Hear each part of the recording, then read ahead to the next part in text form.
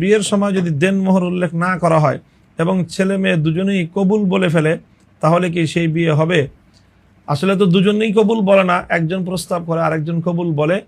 এবং যদি দেনমোহরের মূল প্রশ্ন হলো দেনমোহর উল্লেখ ছাড়া বিয়ের ইজাব কবুলের মাধ্যমে বিয়ে হবে কিনা,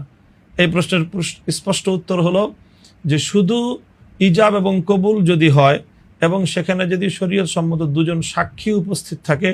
দুইজন প্রাপ্তবয়স্ক মুসলিম পুরুষ অথবা একজন পুরুষ এবং দুজন প্রাপ্তবয়স্কা মুসলিম নারী যদি উপস্থিত থাকে, তাদের উপস্থিতিতে যদি ছেলে মেয়ে বর কনে তারা যদি ইজাব এবং কবুল করে, প্রস্তাব দেয় এবং অপরপক্ষ প্রস্তাব কবুল করে নেয়, দেনমোহরের উল্লেখ না থাকলেও বিবাহ শুদ্ধ হয়ে যাবে এবং বিবাহ সংগঠিত হয়ে যাবে। সেক্ষেত্রে দেনমোহরের উল্লেখ না থাকার কারণে দেনমোহর পরবর্তীতে নির্ধারিত হবে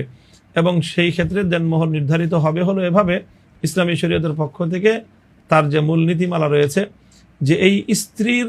তার যে গোত্রীয় অন্যান্য নারীদের যেই পরিমাণ দেনমোহরে বিবাহ হয়ে থাকে